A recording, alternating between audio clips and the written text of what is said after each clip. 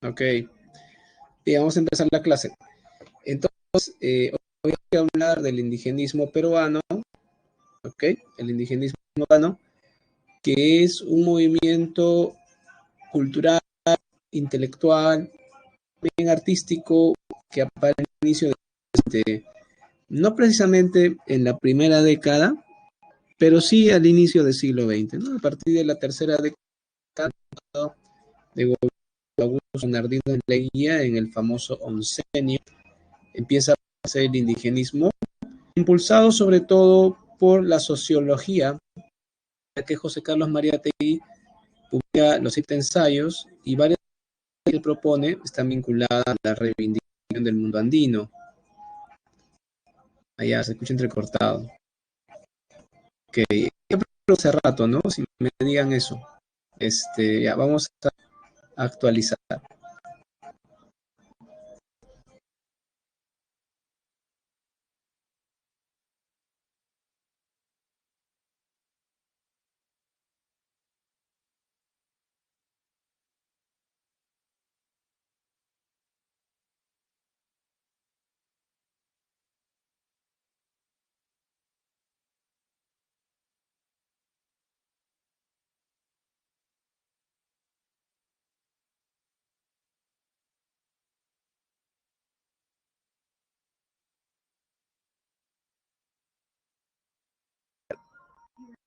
Bien, probando va a estar mejor, ¿no? Me comentan. Ok, uh, estoy hablando directamente al mic, ya hemos actualizado, así que si esto no funciona, ya tendremos que reprogramar la clase. Espero que no sea así. Ok, decía que el indigenismo es cosas, movimiento cultural, artístico, un movimiento también intelectual, académico, y bueno, obviamente dentro de lo artístico también está. Este movimiento tiene antecedentes del siglo XIX y se empieza a dar en el 20 ya. Así igual, qué mal. Bueno, no sé, yo podría volver a conectarme, pero eso interrumpiría la grabación. Pero creo que es un acceso porque no hay opción, ¿no? O sea, salir y apagar mi máquina y volver. Eso me demorará 1 minuto o 2. Creo que es la manera. No sé si el tutor, a ver, puede orientar también. Porque la computadora, lo único que está abierto es esto, ¿no? Tal vez está fallando desde que entendí, ¿no? Tal vez no agarró bien la señal. ¿Sí? ¿No? ¿Qué tal? ¿Sigue mal, jóvenes? ¿Se escucha entrecortado?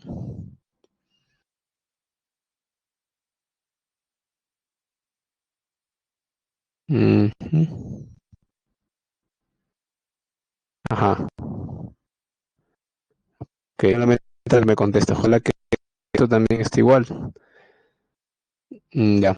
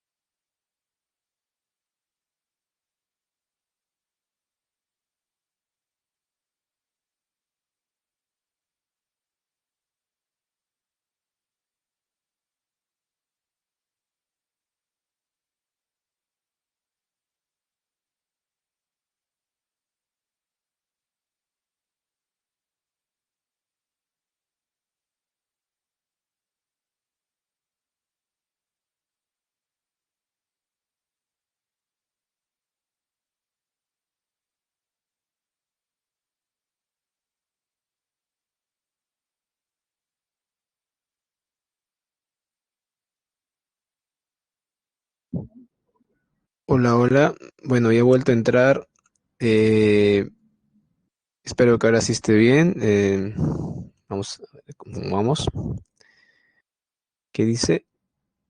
Ya. Sigue entrecortado para saber si puedo seguir la clase o ya no. A ver. Ah, dice, parece que está bien. A ver, Javier Quito. Se escucha mejor. Ok, Oriana. Esperemos que ya no se entrecorte, ¿no? Ese ya es cruzar los dedos nomás porque ya hice lo que se pude. Ya, ojalá que quede así. Ya, listo. Entonces puede ser que mi computadora la he tenido prendida desde el mediodía. Tal vez por ahí se ha sobrecalentado algo y bueno, ya, pero he reiniciado puede mejorar. Vamos a empezar, bueno, vamos a retomar porque estábamos empezando ya hace rato. Bien, jóvenes. Decía, el indigenismo es varias cosas. Es una corriente intelectual, académica, sobre todo de interés en los estudios sociales. También es un movimiento artístico que se expresa mucho en la pintura, también en la música y hasta en la literatura, por supuesto, en nuestro negocio, estamos acá. También ha sido un movimiento político, ¿verdad? Recuerdo mucho que durante las ideas que tenía Velasco Alvarado, ¿verdad? En la reforma agraria, ¿no? Tenía mucho que ver con todo este asunto. A ver, ¿qué pasó? Ah, no era presentador, qué gracioso. Por ejemplo, estoy seguro que ustedes saben de esta melodía, que es muy famosa a nivel mundial, ¿no? Estoy seguro que saben, la han escuchado alguna vez.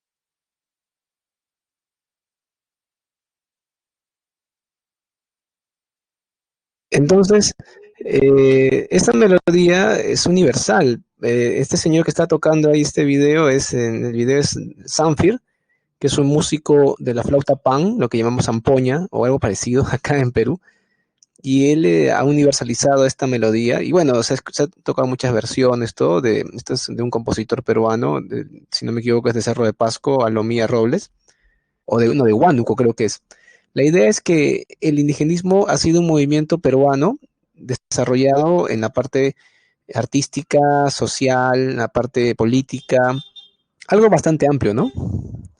Claro, el Cóndor Paz es muy famoso y tiene que ver también con una especie de reivindicación a nivel político. Me acuerdo mucho el discurso pues que daba Velasco Alvarado en la reforma agraria, ¿no? Algo que tiene su correlato también en la música. No sé si ustedes recuerdan esta otra canción también muy famosa de nuestra música peruana. A ver.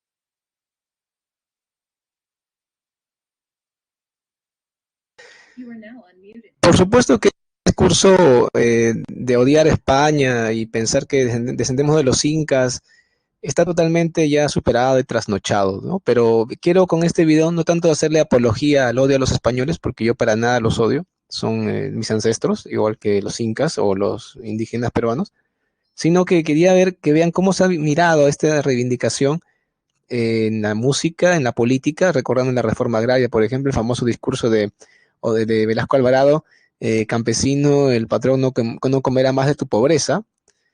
Por lo tanto, todo esto tiene que ver con lo que estudiamos hoy día, sino que nosotros nos vamos a enfocar en literatura, nada más.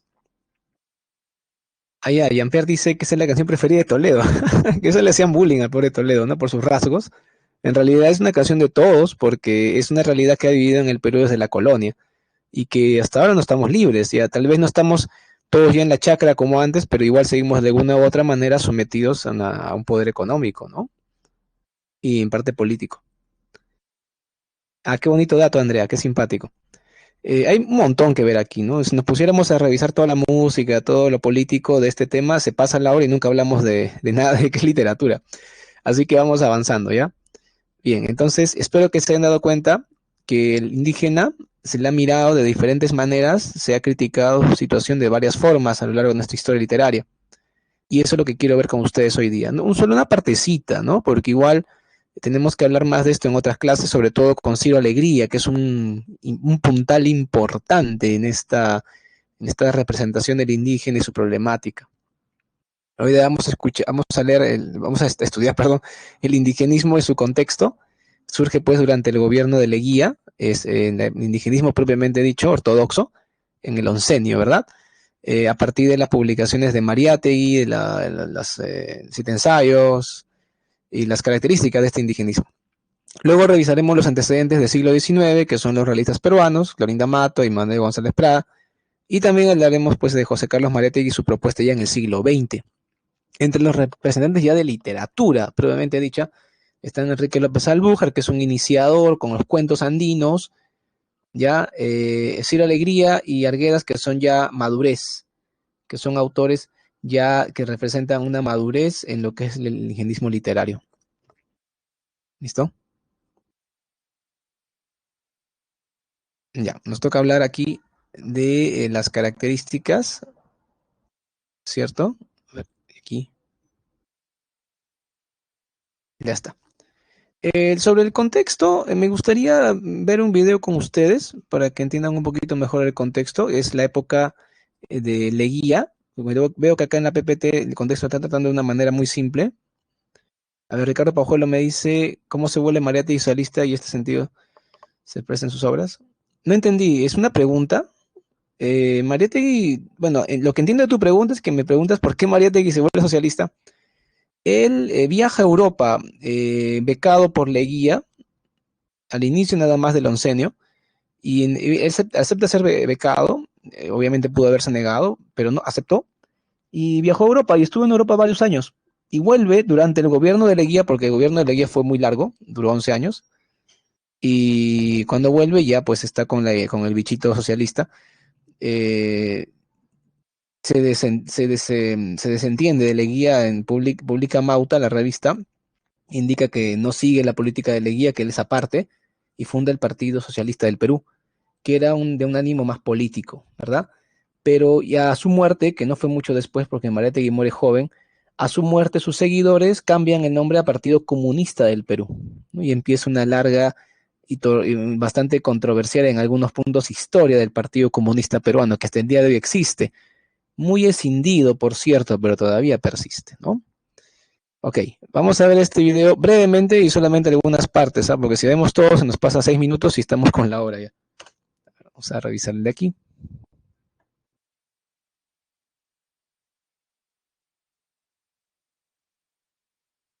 1930 no fue una más en nuestra historia literaria del siglo XX. Fue la década del surgimiento y la consagración indigenismo.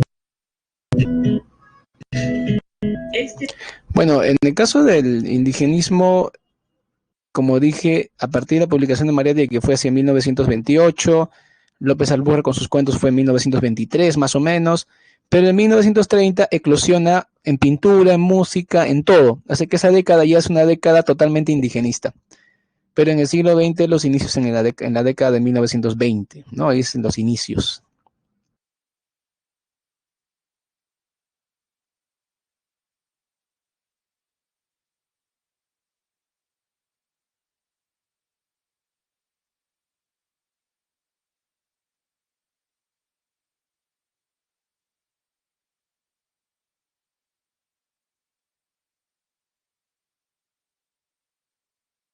Hay que anotar que Pedro Zulem está vinculado con el grupo Colónida, ¿ok?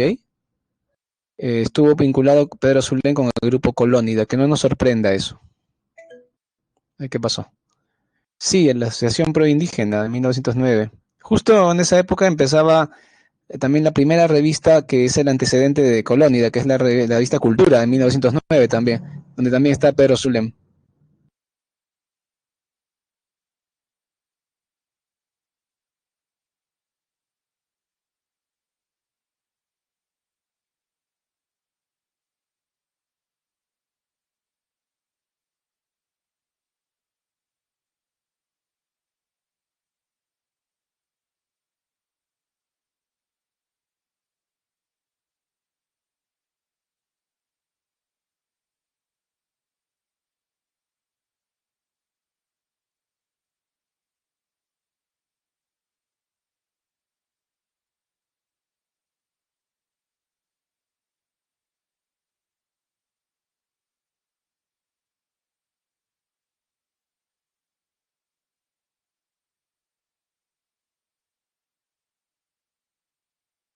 Cuando en 1900 Presten atención.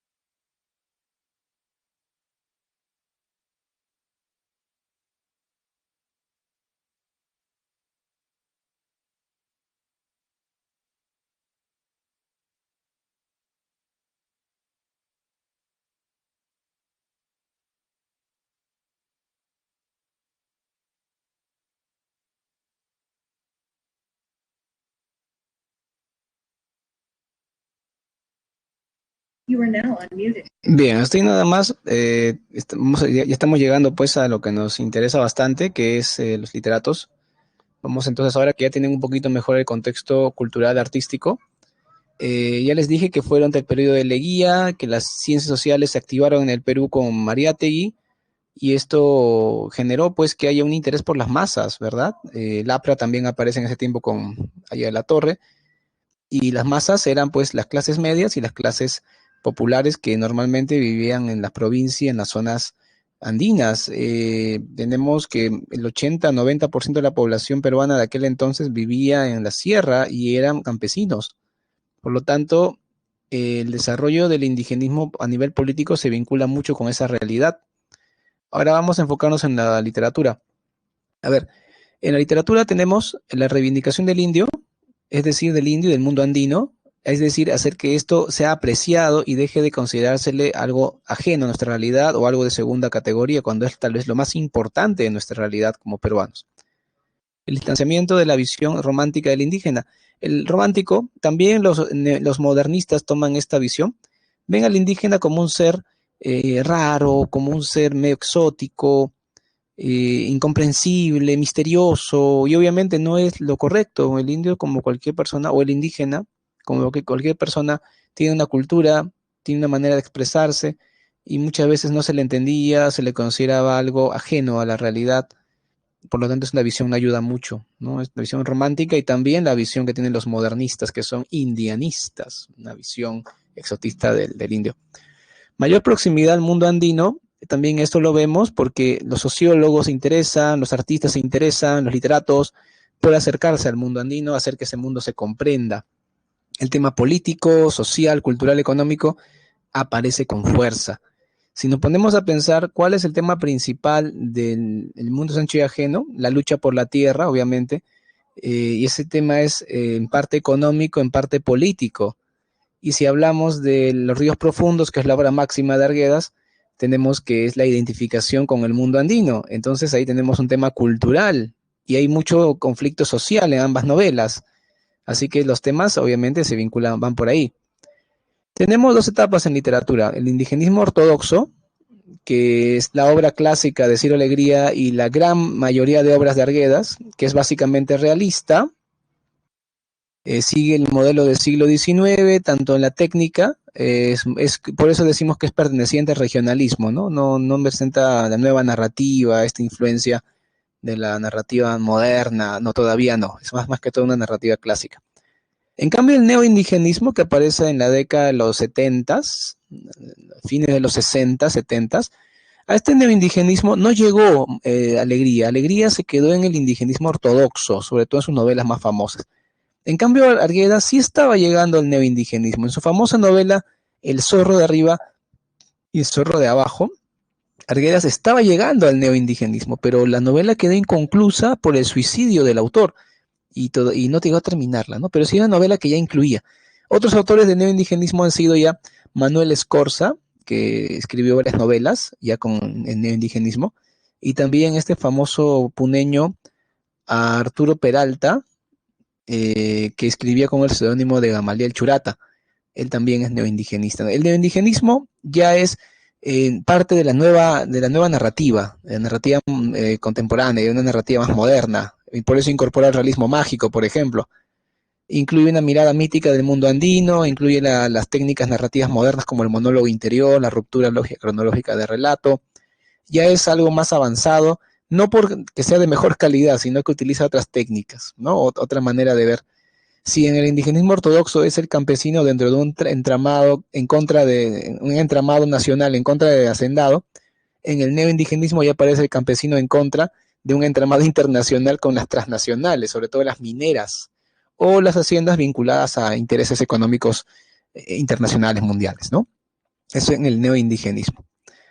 Bien, los antecedentes del siglo XIX, ya saben ustedes que son pues Clorinda Mato de Turner, esta cusqueña tan valiente, que hemos hablado de ella con palabras muy elogiosas en clase anterior, y Manuel González Prada, ¿no? Este limeño que tuvo una actitud bastante de bajarse la categoría social en su obra, ¿no? Hablaba de nosotros los mestizos, no usó su nombre real que era Manuel Baltasar de los Reyes González de Prada y Ulloa, sino que era Manuel González Prada nomás, así como cualquier hijo de obrero, así como el que está hablando ahorita, yo soy Gutiérrez Cuadros, él era González Prada, pero eso era obviamente el nombre literario, porque él era González de Prada y Ulloa, entonces ya pues trataba de crear una imagen de él para evitar que se le vea tan aristócrata.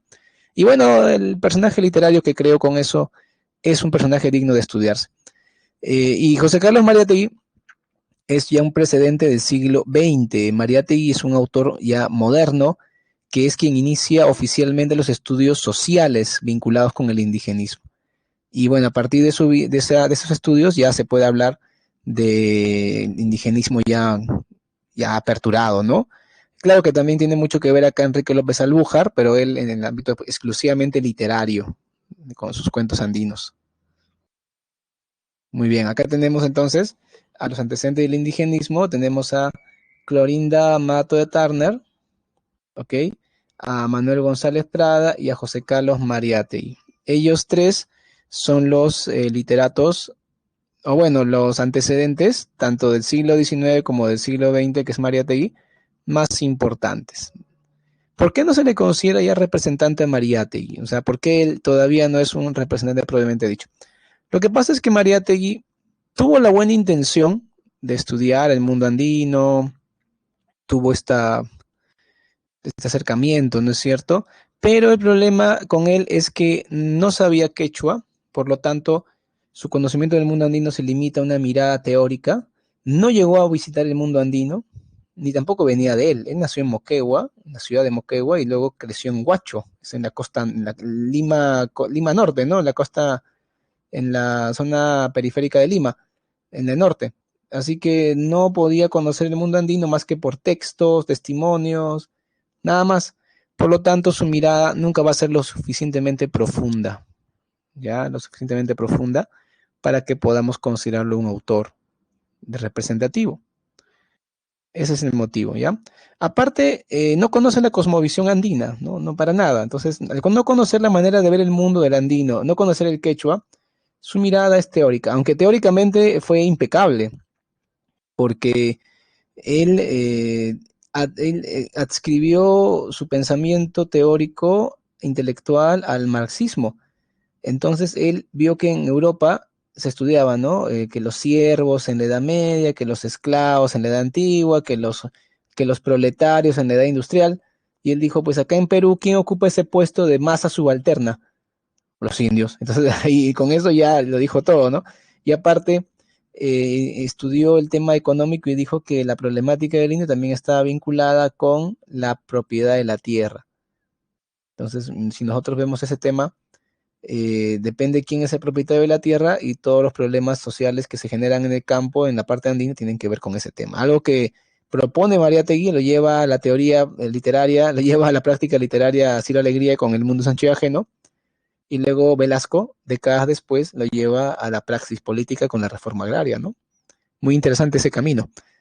Sobre Clorinda Mato y Manuel González Prada, ambos tienen una mirada paternalista hacia el indio. No lo conocen tan bien ni profundamente, entonces ellos lo ven como un menor de edad, como alguien al que hay que proteger, educar para evitar que abusen de él. Eso es lo que tenemos en Páginas Libres, en este concurso, este ciclo de ensayos, y en la novela Avecinida. Una visión paternalista, ¿no? De cuidar al indio, protegerlo, como si fuera un ser débil que merece atención. Claro que este paternalismo se le llama preindigenismo, ¿no? En el caso de estos realistas peruanos.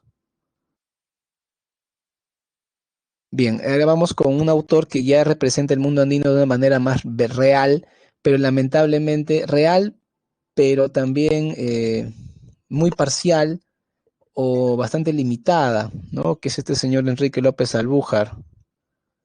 A ver qué pasó. Que dice, según Clorinda Mato, ¿por qué es débil el indio? Allá, igual que González Prada, por la falta de educación, por el poder que se ha ejercido por cientos de años en el mundo andino a partir de la autoridad corrupta, la autoridad abusiva, el poder económico que subyuga al indio, y eso justamente se expresa en la novela Vecinido. Algo parecido a lo que propone González Prada, ¿no? La falta de educación, cientos de años de abuso contra él, en el que se les ha dejado como ciudadano de segunda categoría, entonces por esos motivos no hay un indio culto, un indio que tenga identidad nacional, etc. Vamos con Albújar. Decía que Albújar tiene una mirada bastante parcializada, o sea, más real, pero muy limitada, parcial, sesgada es la palabra. Imagínate que que el mundo andino fuera un gran garage, un garage de aviones, grande, grande, y tú pudieras mirarlo por una rendijita. Por una rendija, no sé si me comprenderán, una rendija vertical. Y yo miro por la rendija, veo lo que de verdad hay adentro, pero mi mirada es extremadamente parcial, porque hay un 90% que no puedo ver, y lo poco, el 10 que sí puedo, lo veo así de manera bastante disminuida, por la falta de ángulo que tengo para ver todo. Algo así es. el indigenismo de Enrique López Albújar, la mirada que él tiene. Él fue juez en Huánuco, en varias zonas, en zonas andinas, y él, como juez, veía casos, porque él fue abogado y fue juez, él veía casos de delincuencia andina, abigeos, es decir, los que roban ganado, sicarios, asesinatos, y todo esto hizo que él se imagine un mundo andino cruel, semisalvaje, bárbaro, donde el linchamiento era algo habitual, donde el asesinato político, donde había intrigas, maldad, y obviamente ese mundo sí, pues es real, porque es parte del mundo andino, pero no es todo, ¿no? Es prácticamente como que viene un turista al Perú, tiene la idea de que va a comer mucho ceviche, va a estar en Cusco, en Cajamarca, en Puno, quiere ir a conocer, llega al aeropuerto Jorge Chávez, lo asalta el taxista en que, uy, qué piña gringo, pide dinero prestado, va a su embajada, le mandan dinero a sus familiares, está saliendo de cobrar y le vuelven a asaltar, le quitan toda la plata y está asustado, pide auxilio a su embajada buena gente lo devuelve a su país y cuando llega allá habla peste del Perú, que en Perú todos son choros, que me robaron, que en Perú nunca vayan, que habla, ya. Pero el pobre gringo tuvo mala suerte, pues, ¿no? O sea, ¿qué tal si hubiera viajado a donde él quería, hubiese disfrutado de la calidez peruana, especialmente en provincia, que la gente es tan amable, hubiese podido disfrutar la comida, los paisajes, hubiera vuelto a su país hablando maravillas, que Perú es el mejor país del mundo, que vayan todos, que hay. Entonces López Alújar fue como el turista que tuvo una mala experiencia, ¿no? Porque al ser un juez no pudo ver todo, solamente una parte de este amplio y complejo mundo andino. Los cuentos andinos, publicado en 1920, está bien, se considera iniciador del indigenismo literario. Representa al indio de carne y hueso, pero ya sabes, una mirada sesgada, una mirada parcial. Rompen la imagen romántica idealizada. Eso sí, ya no vemos este indio que vimos con los románticos o con los modernistas, que también continuaban esa mirada exótica. Con Enrique López Albújar ya hay un indio, ya hay un mundo andino, correcto, en el sentido de que ya es real, pero todavía no es algo completo, ni menos tanto reivindicatorio, ¿no? Esto ya lo vemos con Ciro Alegría. Ciro Alegría va a ser un autor muy importante en nuestro curso. Ya saben, ya han leído ya El Mundo Sancho y Ajeno. Ya no voy a preguntar ya si lo han terminado o no, porque ahorita estamos ya empezando y el que no la terminó ya pues está atrasando y es su responsabilidad. Ya no voy a preguntarles más, solamente les voy a preguntar de la ciudad de los perros, ¿no? Que es lo que deben estar leyendo todos ya. El Mundo Sancho y Ajeno ya debería ser una página cerrada y ya terminada. Ciro Alegría nació en la ceja de selva del norte del Perú, en Marcabal Grande, que era la hacienda de sus abuelos. Bueno, su abuelito Alegría y su abuelito, bueno, Bazán era el otro abuelo. Estos abuelos eran primos. Sí, eran primos. La mamá de Ciro Alegría se llamaba, bueno, no me acuerdo su nombre, pero se apellidaba Bazán Lynch. Y el papá de Ciro Alegría era el señor Alegría Lynch. Eran familiares, los papás, primos. Las abuelas eran hermanas. ¿Ok? Sí, pues el Lynch era un apellido irlandés, ¿ya? Así que Ciro Alegría tenía sangre irlandesa. Y era un hombre de rasgos, como pueden ver en la foto, de rasgos más caucásicos. Aunque él siempre decía, yo tenía mi abuela indígena. Yo tenía mi abuelita indígena, bien trigueñita, y por esa abuelita indígena sacaba pecho, ¿no? Algo que normalmente la gente al revés, ¿no? Cuando tiene familia de rasgos andinos, indígenas, se avergüenza, ¿no? Pero él no, él decía, no, mi abuelita, que porque le criticaban a veces, ¿no? Tú eres un hombre de rasgos blancos, ¿por qué hablas de los indios, no? Y él, no, yo tengo mi abuelita indígena. Aparte que él nació allá, ¿no? En el mundo andino, porque la ceja de selva donde él nació estaba muy influenciada por el mundo andino, así que él desde de niño tuvo ese contacto con los peones de la hacienda, le encantaba ir cuando talaban, cuando pasaban campamento en la ceja de selva, y ahí conoció la cosmovisión andina. Luego ya de joven fue universitario en Trujillo y luego fue periodista, pero lamentablemente fue desterrado durante la persecución a los apristas, porque él era aprista. Pero bueno, vamos a hablar más de él después, ¿no? Porque vamos a tener clases sobre el mundo Sánchez Agene, vamos a hablar de Ciro Alegría. Ahora me interesa ver sus características. ¿Cómo es la narrativa de Ciro Alegría? Él es considerado el más importante exponente del indigenismo ortodoxo, no del neoindigenismo, sino del tradicional. Como vimos hace un rato en el video, él tiene 3 obras cumbre que son, la primera es La Serpiente de Oro, que es una novela extraordinaria. Yo les recomiendo mucho leerla. En mi opinión, en esa novela todavía él está en el regionalismo hispanoamericano, pero luego ya con Los Perros Hambrientos y sobre todo con El Mundo es Ancho y Ajeno ya entra al indigenismo previamente dicho. Propone la identificación del ser humano con el paisaje. Esto se ve bastante en su primera novela, que es obviamente, como te digo, de regionalismo, que es La Serpiente de Oro. Plantea la lucha en favor del indio y la revaloración intelectual de este. Aquí sí entra de todas formas El Mundo es Ancho y Ajeno. Esa idea sí está ahí. Incluye la psicología del habitante del mundo andino. Eso ustedes lo han visto en la novela que han leído El Mundo es Ancho y Ajeno. También en las novelas La Serpiente de Oro también se ve bastante eso, la parte de introspección al mundo interior del personaje, pero claro, un personaje andino. Y desarrolla un indigenismo documental y denunciatorio. Documental porque se basa en noticias verdaderas, en información real, y denunciatorio porque justamente es eso, ¿no? Una calidad de denuncia que genera una reacción. Por ejemplo, cuando se publica El Mundo es Ajeno, esta novela ganó muchos premios a nivel internacional y en una de sus condecoraciones fue en Estados Unidos y fue traducida a 8 lenguas y obviamente el mundo entero leyó la obra y dijeron que pasa en Perú, porque a pesar de que es literatura, sabían que se basaba en algo real. Así que empezaron los reclamos a nivel internacional y en Perú hubo mayor interés en proteger a las comunidades andinas o campesinas, que es lo que vemos como le quitan la tierra, ¿no? En la novela. Y esto con el tiempo evoluciona hasta la reforma agraria de Velasco. Yo siempre digo, claro, algunos se ríen con lo que afirmo, pero para mí es muy claro que Mariátegui, o González Prada, ¿no? Entre González Prada y Mariátegui, pero sobre todo Mariátegui, coge un poco de nieve en la cumbre de la montaña y hace una bolita de nieve y la tira por la pendiente. Y esta va dando vueltas, se hace más grande. En la novela El Mundo es Ancho y Ajeno, Así la Alegría le da mayor consistencia y mayor amplitud a esta bolita de nieve. Y cuando llega al fondo y revienta con el fondo de la montaña, al pie de la montaña, es la reforma de Velasco, que fue un terremoto en la historia del Perú. No sé si ustedes saben sobre esta reforma y tiene que ver mucho con el tema que estamos viendo hoy día. ¿Sí? ¿Saben? ¿Tienen noticias de la reforma agraria? ¿Saben de qué trató la reforma agraria? Porque esa reforma fue algo extraordinario. No, no digo por bueno, sino por increíble que pasó y que marcó la historia del Perú para siempre. Me acuerdo que el año pasado salió un documental un documental sobre las películas que de esa época tenía que ver con la reforma agraria, ¿no?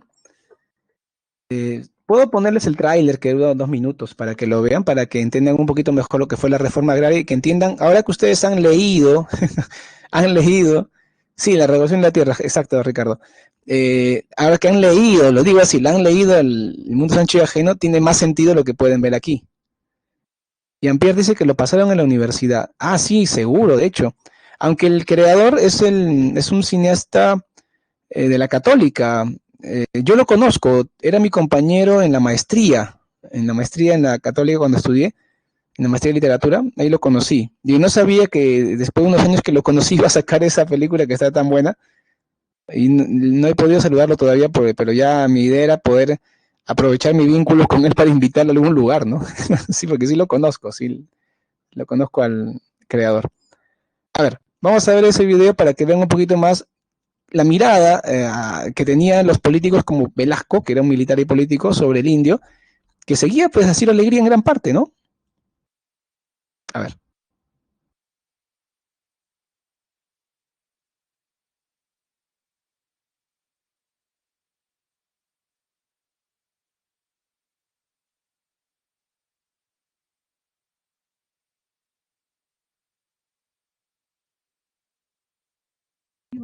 Bueno, ese señor es Graña, que perdió la hacienda Wando, porque esa era su propiedad, pero a cambio ahora es uno de los dueños del consorcio de construcción más importante del país, ¿no? O sea que rico no dejó de ser. Presten atención al resto.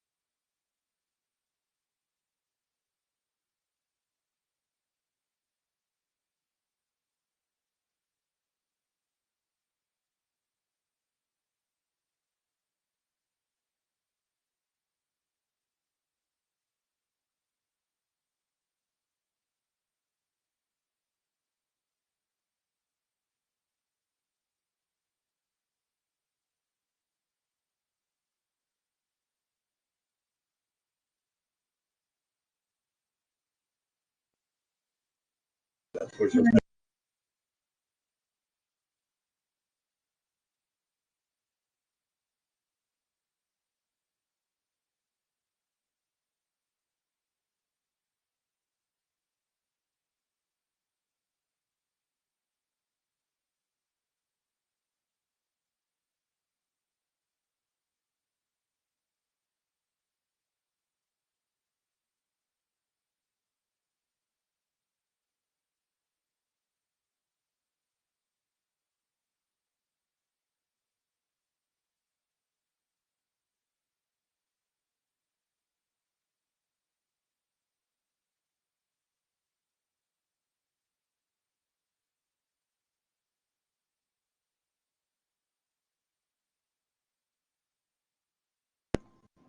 No puede dejar de apreciar aquí la aparición de los Chapis, la leyenda de la chicha vive.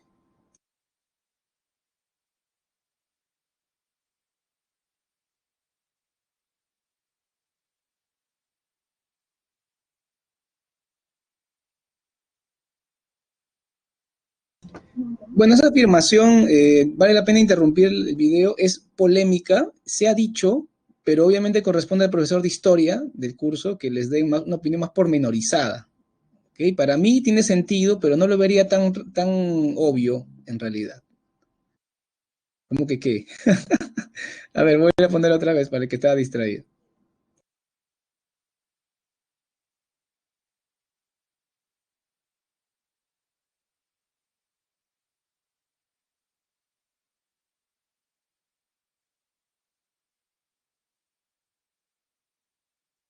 Bueno, para el que no pudo ver el estreno de esta película, fue mi caso con mucha pena, pero algún día lo veré.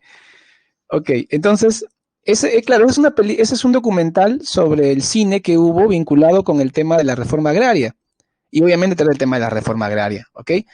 Ciro Alegría, como han visto en su novela El mundo Sánchez ajeno, prácticamente reclama por una mayor protección estatal al indígena, al mundo andino y a la comunidad indígena.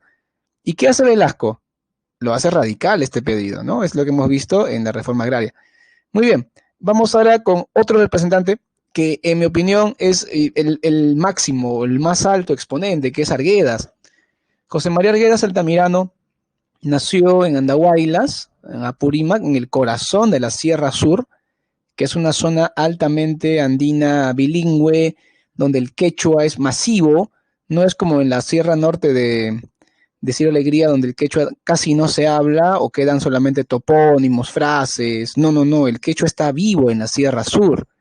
Yo tengo la suerte de provenir de allí. O sea, bueno, yo no nací en la Sierra Sur como Arguedas, es algo que le envidio a Arguedas, pero mis padres sí, y los dos son de la Sierra Sur, del sur de Ayacucho, muy cerca a la región donde él vivió de niño, porque Arguedas nació en Andahuaylas, pero a partir de los 7 años creció en Lucanas, Ayacucho, la tierra de los Basantes de Tijera, donde su papá se casó con una viuda rica y bueno, tuvo que vivir con la madrastra, que era bien madrastra, ¿no? Y ahí José María era algo así como Ceniciento, igualito, ¿ya? Bueno, esa región yo la conozco un poco porque mis padres son de muy cerca de ahí, de Lucanas. Abajito de Lucanas sigue el departamento, la provincia de Parinacochas, y de ahí son mis padres. Así que desde niño yo he conocido la sierra que conocí a Arguedas, y me es muy emocionante leer sus obras, también saber de su biografía. Es un hombre que sufrió mucho y que tuvo bastantes problemas psicológicos, psiquiátricos, diría yo, en cierto momento, que llegan al intento de suicidio, ¿no? Tiene en total seis veces trató de matarse y a la sexta le ligó, digamos, ¿no? Arguedas se convierte en un representante muy importante porque dado que viene de esta zona, él aprende el quechua cuando es niño porque su madrastra lo botaba a la cocina con los empleados. Esa parte es muy dura, muy dura en la vida de Arguedas, ¿no? Cuando él nos narra su niñez, porque el abuso venía de la mujer que hablaba castellano, de la patrona. El papá se iba a trabajar como abogado errante y lo dejaba a José María merced de la madrastra mala. Y más bien las mujeres indígenas, los hombres indígenas, los peones, los esclavos prácticamente, los sirvientes de la hacendada, le hablaban en quechua y el quechua era la lengua que él vinculó con el cariño, con el amor, con la fraternidad. En cambio, el castellano era la lengua de la opresión, de la maldad. Prácticamente en ese momento, a pesar de ser un niño de rasgos blancos, él era el blanco de la familia porque tenía dos hermanos, su hermano mayor Aristides era trigueño, como cualquiera de nosotros. El hermano menor Pedro era trigueño oscuro, como a veces se ve, y José María era el blanco, era el niño de tez clara, cabello castaño y ojos azules, en los ojos del papá. O sea, él era el blanco de la familia y a pesar de esto, el niño tuvo una visión en la que se identificaba con el indígena explotado, a causa de la experiencia que tuvo con la madrastra. Claro que no fue toda su vida, ¿no? Esto solamente fue hasta los 12 años. A partir de ahí tuvo una vida separada de la madrastra, se escapó de la casa de la madrastra y vivió tranquilo en otro lugar. Pero ahí no acabaron sus pesares. Me encantaría hablar más de Arguedas, pero no tenemos tiempo, ¿no? Vamos a hablar de sus características ahora. Bueno, de su obra y su vida tal vez hablemos en otra clase un poco más, ojalá. Ahí Jean-Pierre me está preguntando por qué Julio Cortázar critica a Arguedas. Lo que pasa es que Julio Cortázar no criticó a Arguedas solamente. Julio Cortázar criticó a los autores regionalistas que ya en pleno, ya pasando la mitad del siglo XX, seguían con la onda de hablar de su región, enfocarse en su zona, hablar de su país, su cultura, cuando Cortázar, al igual que otros autores de ese tiempo, abogaba por una mirada cosmopolita, como decir, tú eres de tu región, pero tu región la puedes hacer participar una dialéctica internacional. Y Arguedas lo veía como retrógrado, arcaico. Y Arguedas obviamente no se quedó callado y le contestó, y hubo una gran discusión entre los dos, que fue seguida porque se carteaban mediante publicaciones en periódicos, en diarios, en revistas, ¿no? Entonces la gente podía leer lo que le contestaba Arguedas, lo que le contestaba Cortázar y así. Qué pena que esta discusión terminó mal para Arguedas, porque un poquito como que perdió los rounds y al final se deprimió más. Este fue un factor de su depresión final en la que llevó al suicidio, ¿no? Bueno, Jean-Pierre, en Zorro de Arriba, Zorro de Abajo, Arguedas ya expone sus problemas psíquicos graves, menciona que está yendo al psicoanalista, con una psicoanalista chilena, y que está bastante triste, está un poco confundido con su obra, pero más que en la tendencia suicida, también menciona cómo está creando la novela. Es muy interesante, ¿no? Dice, ¿tendrá sentido lo que escribo? O sea, estará bien lo que estoy haciendo, y eso también es muy interesante, ¿no? O sea, no solamente la parte suicida o biográfica, sino la parte de creación literaria. Qué pena que no terminó la novela y qué pena que se suicidó, ¿no? Bueno, nunca vamos a decir que está bien que se mató, para nada. Solo comento que la sexta vez que lo intentó le ligó y ahí fue que se mató, ¿no? Sí puede haber un poco de tendencia suicida en la obra. A ver, vamos a cerrar. La obra de Arguedas permite conocer la cosmovisión del hombre andino, porque este hombre sabía quechua. Eso es muy valioso, porque pensaba en quechua. Eso es increíble, ¿no? Pensar en castellano es muy diferente a pensar en quechua. Y Ciro Alegría no pensaba en quechua. Arguedas sí. Arguedas podía hacerlo. En sus relatos une el yo del protagonista con el ellos, porque el yo es Arguedas, su narrador siempre es un alter ego, eso es clásico en Arguedas, un alter ego que es blanco, de ojos claros, cabello castaño, pero que ama el mundo andino y quiere ser andino. Eso es genial, ¿no? O sea, y obviamente los andinos a veces lo aceptan, a veces lo rechazan, y los blancos también los rechaza a ellos porque son abusivos con los indios y se siente un ser desarraigado. Eso lo encontramos en los ríos profundos. Y si no quieren leer mucho, porque a veces no tienen tiempo, bueno, yo les recomiendo mucho leer el cuento, si es que no lo han leído, Warma Cuyay. A ver, el cuento Warma Cuyay. Y también el cuento Agua. El cuento Agua. Esos cuentos, puede ser que solamente leyendo eso tengas una idea mejor de cómo es la literatura de Arguedas. Bueno, Jean-Pierre, el sexto no es muy representativo de su mirada al indígena, ¿no? Es una novela interesante, pero no nos ayuda con el tema del indígena. Es una novela carcelaria, más que todo. ¿Qué más? Bueno, escribe en castellano lo que aprendió en quechua y trata de quechuizar su castellano en su escritura. O sea, él escribía castellano como con la sintaxis quechua. Eso no es porque él no pudiera hablar bien castellano, ¿eh? Eso lo hace él como un experimento. ¿Te das cuenta? Él podía hablar muy bien castellano y hablar muy bien quechua. Me recuerda la situación de mi mamá. Mi mamá también es una mujer admirable que habla su castellano muy, muy bien pronunciado y su quechua también muy bien pronunciado, ¿no? Eso me admira de mi madre. Yo no heredé sus capacidades porque ella parece que tenía capacidad para el idioma, yo no lo tengo. Y Arguedas era también así. Arguedas también tenía esa capacidad bilingüe y es un experimento en sus novelas, ¿no? Quechuiza el castellano. Eso es muy interesante también. Finalmente, propone una mirada mítica o mágica del universo andino, porque él trata de que esa mirada panteísta, esa mirada andina, sea comprendida, sea parte del imaginario nacional. Él vio siempre que la costa y la sierra, que el mundo occidental y el mundo andino estaban confrontados, y él quería que más bien haya una unión, una vinculación entre ambos y que el Perú sea eso, no que esté peleado, sino que esté unido. Esa fue la gran propuesta de toda su carrera como literato. Bueno, ya se acabó mi tiempo, qué pena, me hubiera encantado quedarme más hablando con ustedes, esos temas me encantan mucho, ya lo saben, y nos estamos encontrando en la próxima clase. No, obviamente no me despido antes de darle las claves y también presentar nuestra encuestita final del docente, ¿no? Para que puedan votar. Bien, por favor todos traten de votar rapidito para poder continuar la siguiente clase. Rápido, por favor, gracias por su votación. Todavía estamos en la mitad, vamos, falta la mitad, 14 más. Ya anotaron las claves. Si tienen alguna pregunta, duda sobre las claves, sobre lo que se ha preguntado, háganla en el multichat. ¿Ok? Háganla en el multichat. Ahí les pueden complementar. Y si quieren ver el tráiler de La Revolución y la Tierra, se los dejo aquí en el chat también para que lo puedan ver cuando gusten, ¿no? Es un documental. Y también les dejo el video sobre indigenismo que estamos viendo al principio, ¿no? También les dejo eso. Tal vez les hace falta. Bien, jóvenes, yo procedo a retirarme, ya casi han votado todos, procedo a retirarme. Hasta luego, jóvenes.